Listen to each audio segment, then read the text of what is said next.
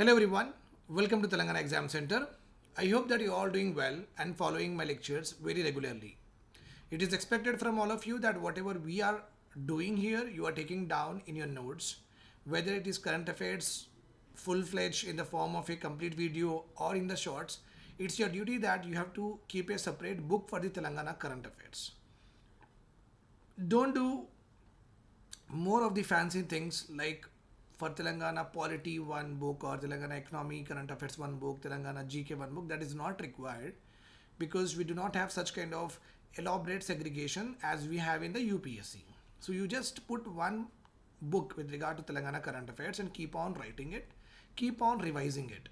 Okay, whatever the test series that I offer you, the whatever the classes mentorship that I offer you, in that you will definitely do that particular test and assess yourself along with me obviously, and will help you to get better over a period of time, right? In my last video that was uploaded on this channel, that I have talked about the meaning of skill. Okay, we have dealt this particular thing in detail. A small recap of it. Okay, skill, as I have already told you, that it is the ability to complete a task. Ability to complete a task by an individual.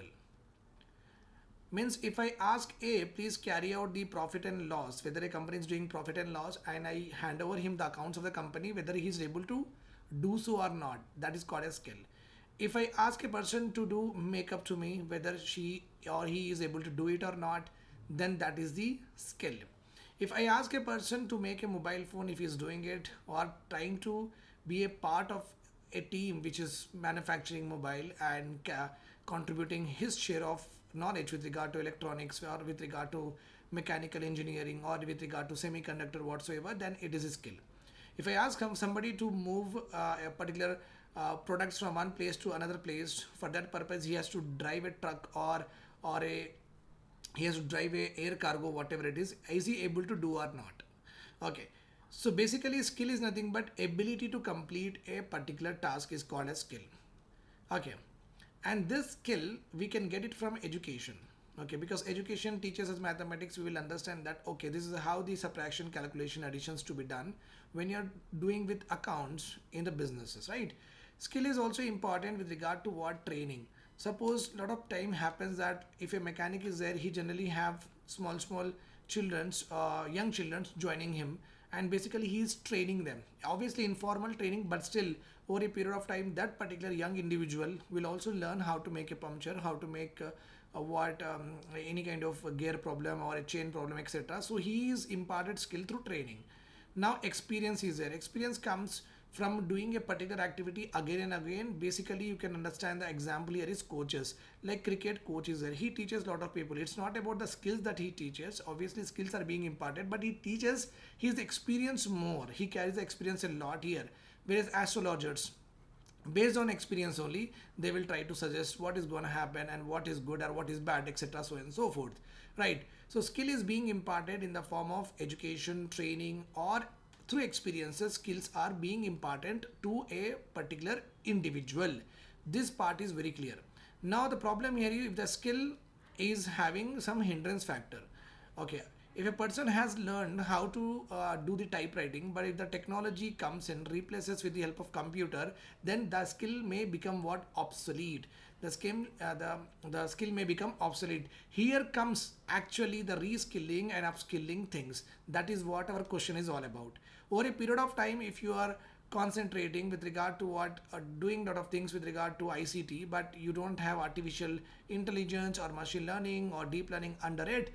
Okay, if these kinds of skills nowadays are being used, okay, in the form of chat GPT, open artificial intelligence, etc, if you're not aware of such things, then obviously it's a hindrance for you with regard to various employment opportunities.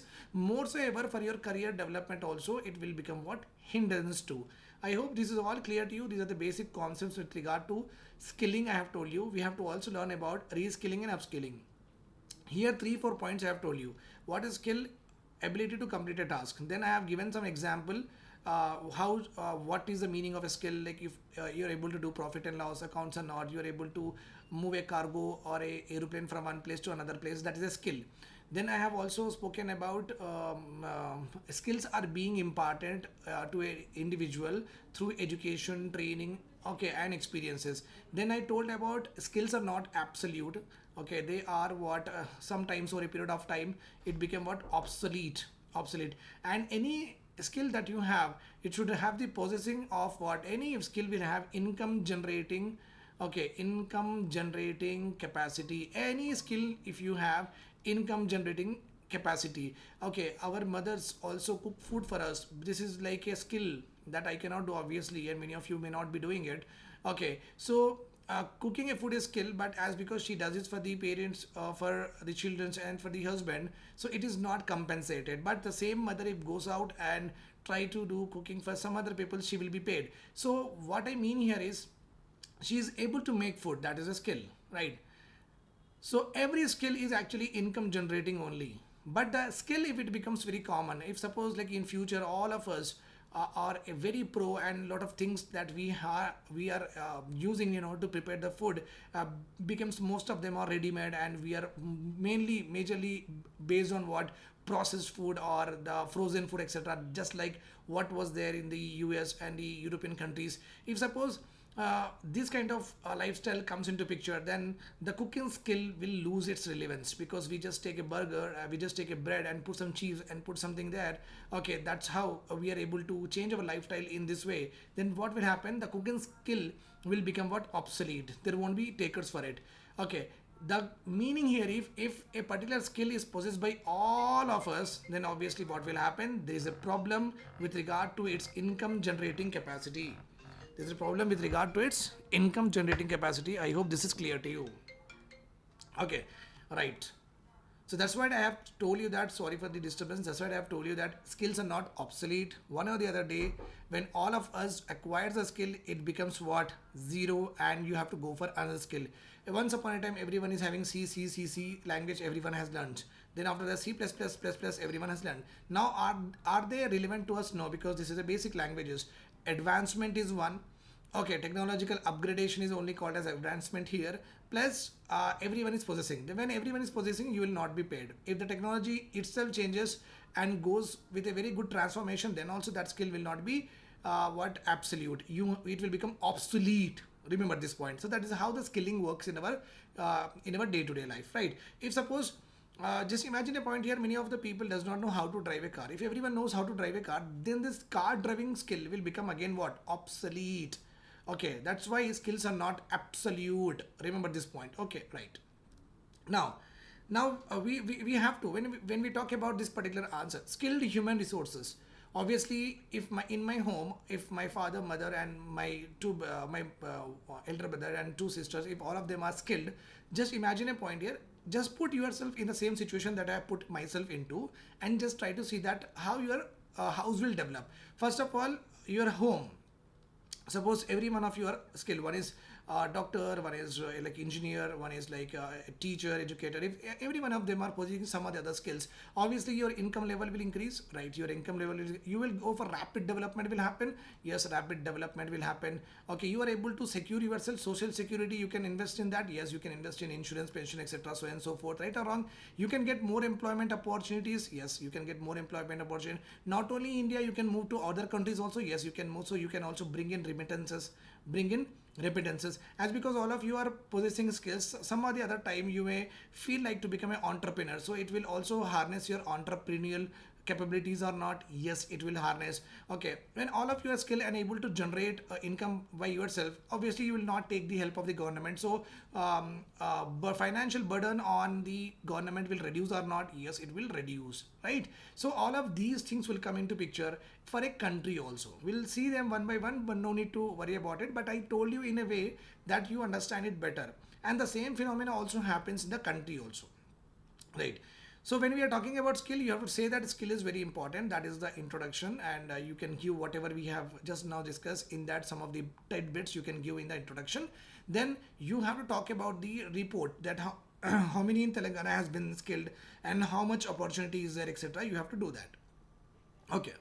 Now, so that is what I have done. So I have told that a skilled workforce is important not for enhancing people income, but also crucial for industrialization of a state. Okay, right or wrong? Yes.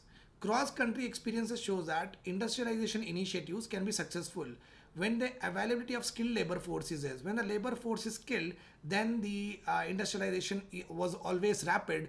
We have understood it from the various experiences of other countries. Let us suppose take an example of United Nations, not exactly United Nation, United Kingdom, I mean here, Britain.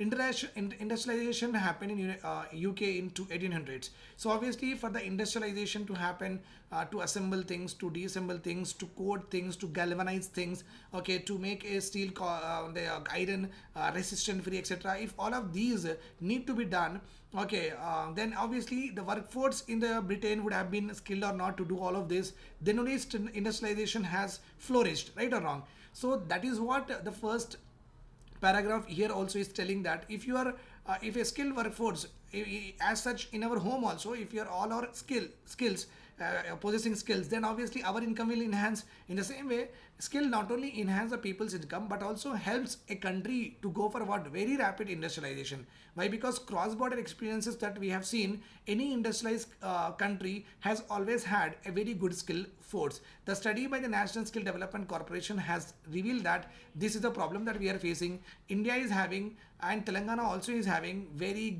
glaring skill gaps are there. Gaps are nothing but you went to an interview, with regard to what your IT interview you went, and the industry person is expecting that you should be knowing SAP, you should be knowing a little bit of chat GPT, but you are possessing only ECE degree and little bit of experience. So what industry wants that you are not able to supply, this is only called as what, industrial skill gaps. Okay, so when we are in AI, when we are in, what I say is that automation, etc., so and so forth. But if you don't possess any of this and rely still on the traditional knowledge, then you will not be sought. That's why skilling and reskilling and upskilling is important in order to make sure that the individual can able to get a job in the market. That is nothing but in the industries. So industrial gaps, skill gaps are there in with regard to what individual is offering, what industries are demanding. This is the gap is there. This can be fulfilled with the help of what skill. And the problem here, why this happens, because very loose curriculum, means the curriculum of the particular country or the state is not up to the mark, not aligned with the modern innovations, not aligned to the modern technological advancement. That is the reason what happened, the students will not learn that much also, okay, and they are backward. So a proactive government which sees that these are the important areas that may flourish tomorrow, if that kind of subjects are included in the curriculum or the engineering or the graduation, etc., then what happens is they will get what the industry ready individuals will get. But that is not the case in our country. So let us see drivers of skill development in our state. According to the Telangana Abstract Statistic 2021, currently Telangana is having 43.6% of population in age group 15 to 40 years. Yesterday in the short I have already told you that why 15 to 40 years is very important for skilling. I have told you very clearly. You have to watch that video, yesterday's video, so that to understand that why we are actually concentrating on this age group, not on other age groups. Okay. So currently Telangana is having very good population in 15 to 40 years. This would mean that we are a very young state still. And if we invest, means if you put money by making them skilling, okay, what will happen? We will get dividend. Nothing but you skill today one person and just impart him what ITI or like air conditioning, how to repair it. If you skill one particular person in this air conditioning, how to repair it, then obviously he will generate income by himself, get employment in what LG company or any service center. He can be a part of it. His home will get better over a period of time. They will get income. So all this will happen, right? So the moment you invest in a population which is in this group, automatically what will happen? A qualitative change you will see in the society. And the main challenge would be creating jobs for these productive assets. So government give the skills, but what about the after skilling? If these many number of individuals are given skill, then do we have the jobs for these individuals? That is a challenge that government has to solve. Education policy 2020 also aimed at harnessing skill towards the industrial requirements. So what industry require, let us give that skills so that individuals will be industry ready. The Global Talent Competitive Index, a study published annually by INSEAD, said that Human Capital Leadership Institute and Adacco Group has ranked 109 countries on their ability to grow, attract, retain and talent. India is placed at 90th in the labor vocational skills. Just imagine a point here. We are very performing very bad with regard to what vocational training. Vocational training is a training that is basically job oriented. Means you will be imparted such a skill. With that, the moment you come out of that particular training, which is a very short term course, obviously 1 or 2 years or maybe 6 months also, 3 months courses are also there. So the moment you come out of that particular training, you will be job ready. Okay, so that is only called as vocational skills. In our country, the rank of our country is 98th, means which is very bad. It means what? India is not able to provide even normal common vocational skills to the enormous population of our country, because of which what happening is many of the people are engaged in agriculture or a construction workers. If India is able to harness the skills and give the skills to the individuals, then what will happen? They will get employed here or in the abroad, but still make a better living than before. I hope this is clear to you. So let us now talk about the advantages of this particular skilling. If we have a skilled workforce, what are the advantages? Let us see them one by one. It is almost similar to what we have already done with regard to if you are in your home, all of them are five, all the four are what very good skill, how your home will develop. The same concept lies here. Let us see.